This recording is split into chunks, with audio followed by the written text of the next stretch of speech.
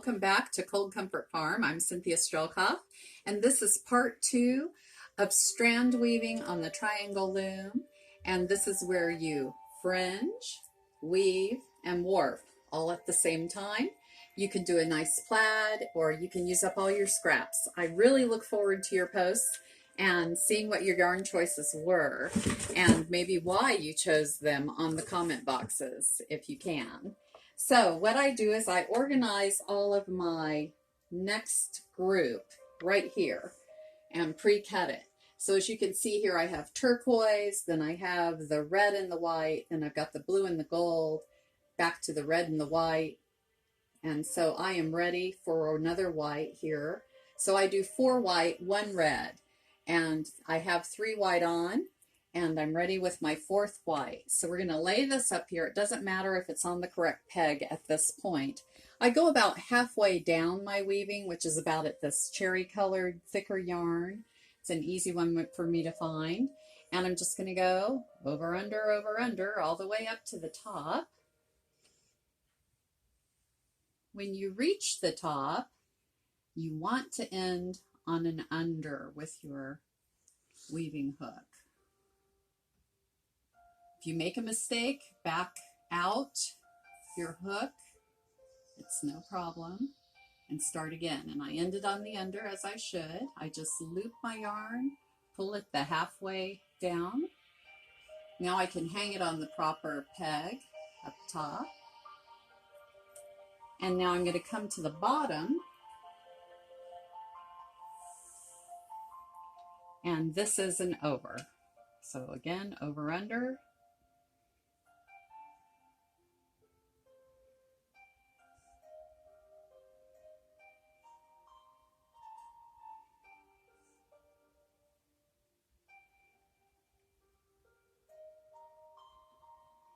And I'm to the cherry. I'm going to grab my yarn and pull it through. And I'm up here along this wonderful hair bungee. And I keep the bungee on, it keeps my warp on, and it also shows me exactly where I am for my next peg. You don't want to be counting your pegs on a loom this large to try and figure out where you are. So I do recommend the hair bungees or some sort of marker. And then I just tie a knot and move my bungee up 1. And then I'll know that's exactly where I'm supposed to be on my next weave. Then just take your comb and straighten up the weaving or your weft. Not too tight because you want to keep the integrity of the plaid going, and this is a loose weave, so you don't want to end up with a lot of curvy pieces going on. It will really show in a plaid, unlike a solid. Then you're going to come down here with your warp, and again I've got another hair bungee there, and I'm going to tie it right up next to the bungee, just in a very simple knot. And then move that one. So now I'm halfway through my grouping of the white and the red, and I'm ready for the red. So we're going to come back up here and just hang your red up.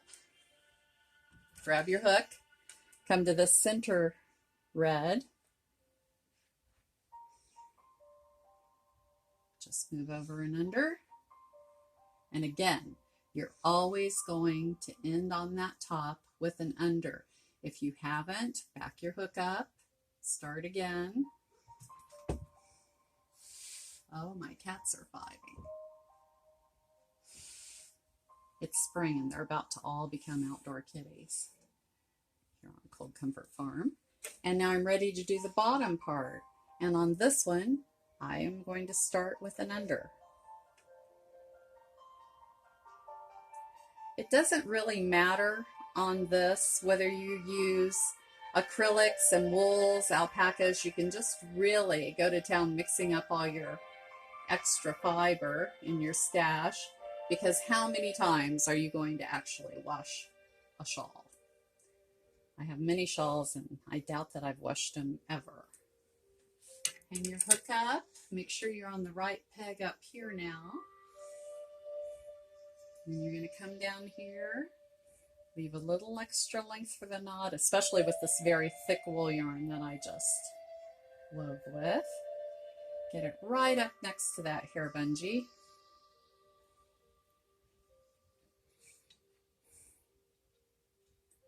And now move the bungee.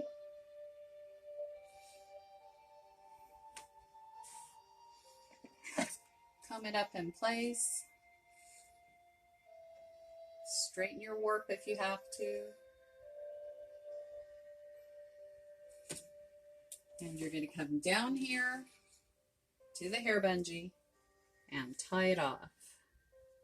If you stay organized with these bungees, later on you're going to be very grateful that you didn't have to start counting from the end pegs and figure out that you're wrong or you're off.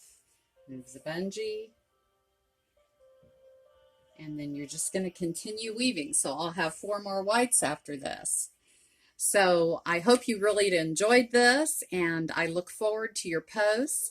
I'm going to make part 3 probably later this week. We have to get weaving all the way across our looms. This will give you time to catch up before I post part 3, which will just be how to crochet everything off the top neatly, and then how to evenly trim your fringes.